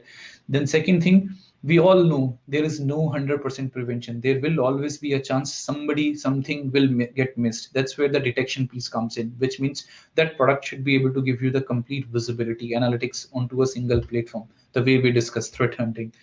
Then third piece, once you have all the data collected into a platform, you should be able to use that data to do the proactive threat hunting inside your infrastructure. Right now, the result of this threat hunting will be either good or bad. And if it is bad, I want to respond. I want to respond to isolate the machine, to shut down the machine, to quarantine a file, to kill a process. All these parameters, capabilities should be there in that product or a security control. So four things: prevention, detection, hunting, and respond. These four things, while you are doing any sort of evaluation, right, of any security control inside your infrastructure. So coming to my last 2-3 slides, what we have discussed, evolving attack vectors, right? So Satyakam started with how ransomwares have evolved from double extortion now to triple extortion. Then we discussed about supply chain attacks, how the sophistication has gone to the next level. Then mobile threats. India is making headlines when it comes to mobile phones. 2019 Pegasus, multiple activists were under surveillance. Again, 2021, we have a news related to Pegasus. So much of surveillance being done by this specific mobile malware. Then Satyakam also discussed about man in the emails, or also known as business email compromise. Phishing was a problem. Phishing is a problem. Phishing will remain a problem. We have new names from spam to phishing to business email compromise now. And the last piece, which was discussed by Satyakam under evolving attack vectors, was zero-day vulnerabilities. Lot of zero-day vulnerabilities, especially in last 15 months, right? And specifically around VPN products. So we have seen a lot of vulnerabilities because these VPN products have been identified, are being used actually to connect remote users to connect to the corporate applications. Then we discussed about dwell time, why dwell time is required. Threat landscape is evolving, threats are getting complex, infrastructures are even getting complex. So 100% prevention is not achievable. So you need visibility, you need detection. So early you will detect, early you will identify your machine's networks are compromised, you will be able to bring down that dwell time. Then to reduce this dwell time or to utilize this dwell time, you need a culture shift from reactive to proactive security. Don't wait technology, right? Be a human security control, be a human go after threats inside your infrastructure. Then we discussed a lot of threat hunting misconceptions, and then a couple of use cases, dashboard demonstration. And the only thing which I always say, which is alliance of man and machine. You need platform, you need data lake, and you need someone like a threat actor, like a hacker, who can go and hunt for threats inside your infrastructure. As a next step for the audience, what all you can do, right? You can sign up, because I saw some question as well in the Q&A panel. So you can go to portal.checkpoint.com and you can sign up. You can sign up to have a trial for, I think, around 15 days. You can have sensor installed, you can have telemetry collected, and you can run through all the use cases during that eval time.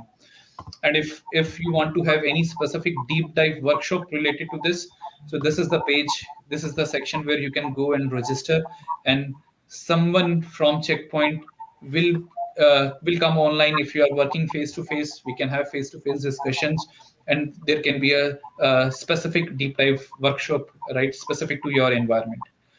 So one last slide before I conclude and say thank you. Right, this is the team of technical people. We are covering entire Asia Pacific. If you are from India, I am your contact person, Govil Rajpal. If you are in ANZ or Greater China, or if you are joining from, let's say, any other region, these are the people you can reach out to over LinkedIn, over email, and they will be able to help you, right, to reach out and to conduct these workshops inside your infrastructure. I think with this, I will wrap up. We will spend some time on questions, and then we'll wrap up this session. Yeah, thank you, Govil, for the walking us through the demonstration and bringing up those key use cases about threat hunting. So I could see there are some questions which are very specific to the threat hunting. So one is regarding about threat hunting is the where to start. You know, we have a lot of data and internal and external clues or intelligence feeds that we get to see, right? Those are internal in nature as well as those are coming from different advisories and most of those coming from the intelligence sharing platforms, right? So in the age of having more information and more data points, how one threat hunter could start means what are those points that he need to focus on? How do he prioritize his threat hunting exercise? So that is one question which is primarily asked about the threat hunting whenever it comes to the SOC operations. So very interesting question, Vivek, because this is one of the problem I do see when I speak to multiple customers. They do have data coming in, like you have said, they do have a lot of threat intelligence information, but the real thing to start with threat hunting is the process. So until or unless you don't have a process, a method, right, uh, you will have a lot of data and you will not be able to get to know which is the starting point, right? Yeah. So one of the best resource I can suggest here is the MITRE framework, right? One of the best resource you can make use of to start the threat hunting inside your infrastructure. And there are a lot of tools, right? There are a lot of tools coming from MITRE as well. So there is a tool which is known as, let's say, Caldera, right? You can run that specific tool, get the information populated, and then you can start actually checking whether your controls are effective or efficient or not. That is a stage one, right? Maybe you have a lot of data, but you don't know how your sensors, how that platform or a data lake is correlating, getting that data so that you can use it to hunt for the threats. Verify your security controls.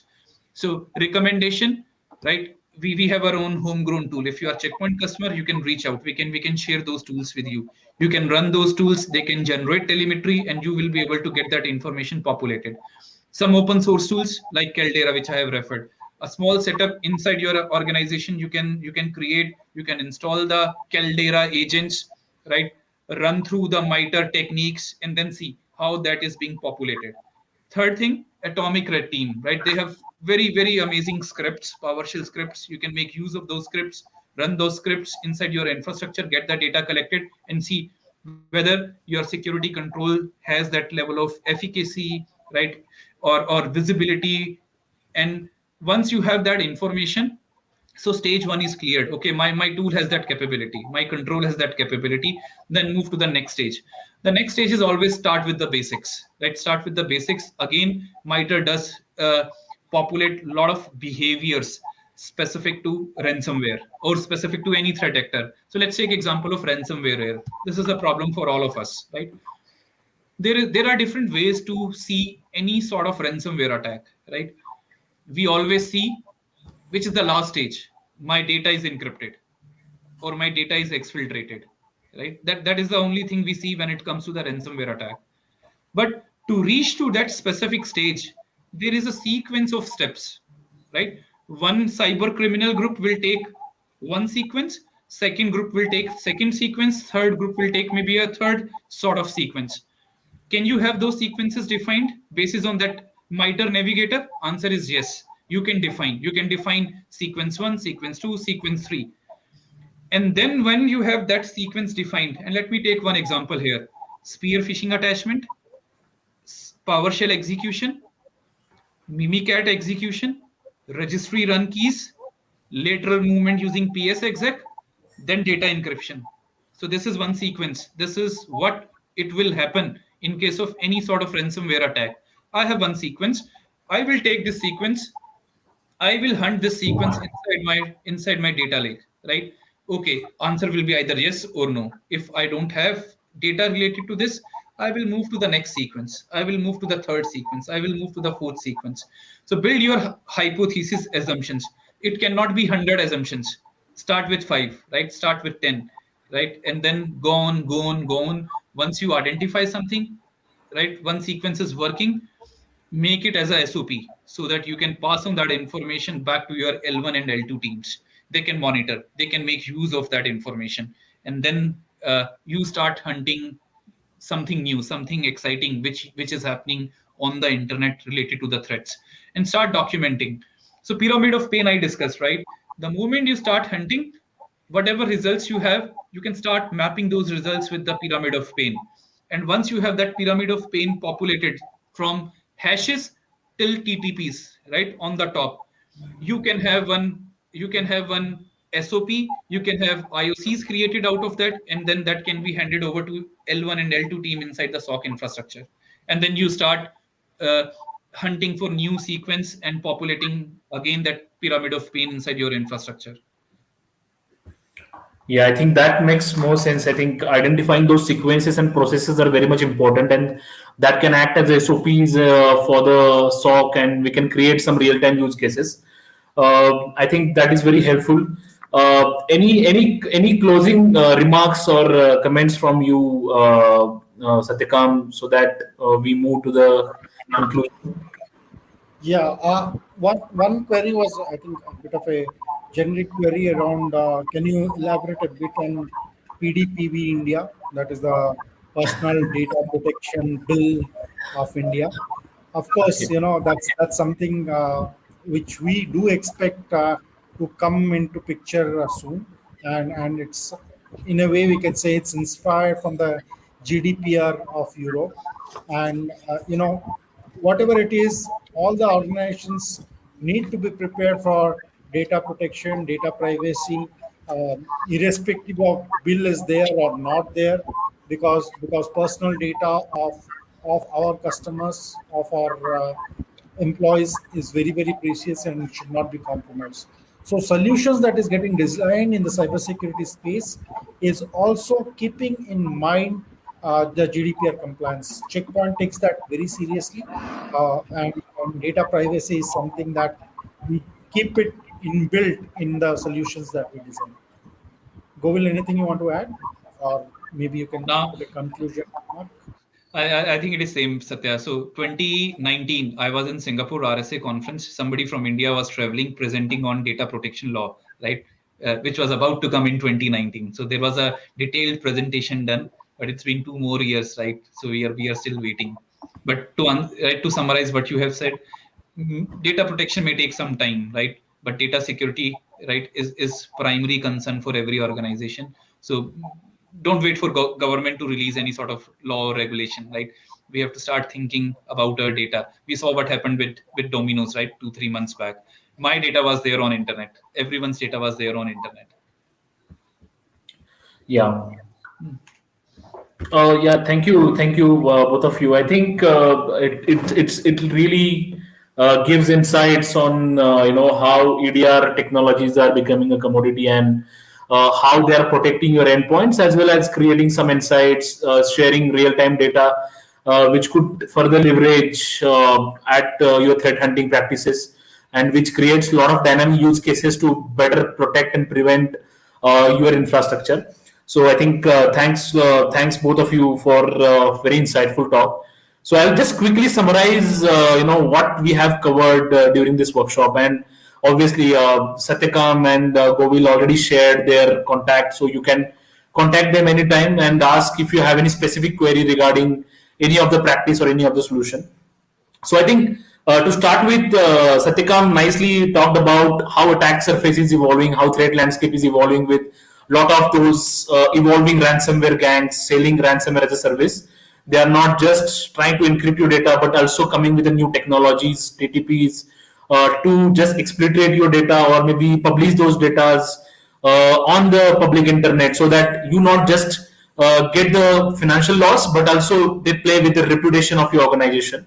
So I think those kind of trends are really coming up, and those are really harmful for any organizations or any business into the space. Secondly, I think the more worry that organizations are facing these days are the complex supply chain attacks, right? Because we have been seeing one or two examples that we have seen the SolarWinds, starting from the SolarWinds, and then now recently we have seen the Kaseya software supply chain attack, right? So what that learning brought, I think Satyakam clearly mentioned, right? it is not just about supply chain of a products or goods, but it is also about supply chain of a product and services. Because now most of the things are getting digitized, and we are into the space of cloud, age of cloud. So I think supply chain of a product and services also matters equally. So we need to really pay attention to the that particular risk. And then one point which I really liked about this presentation and also our audience is, talking about the culture shift. I think that is very crucial point, right? That how you are moving gradually from being into office and now into the remote work culture, and now those remote threats are attacking our infrastructure. So I think that cultural shift point was really appropriate to the current context, Satyakam, and thank you for talking about it. And then Govil, I think you really talked about the attack scenarios, different attack scenarios. You also talked about different threat hunting practices, because I also see that there's a lot of misconception about threat hunting. What it is and what it is not. So I think it's now clear after your talk that what exactly threat hunting is, where to start, and how to create some of the key sequences which could act as a key inputs and use cases for a security operations center. So I think with this, I think I really thank our audience as well for being very active and asking questions. And thank you. Please stay with us. So we are starting inaugural session in another 5 to 10 minutes. And again, I would like to take a moment to thank our key speakers, Mr. Satyakam and Govil. So thank you for your insightful talks. Thank you so much.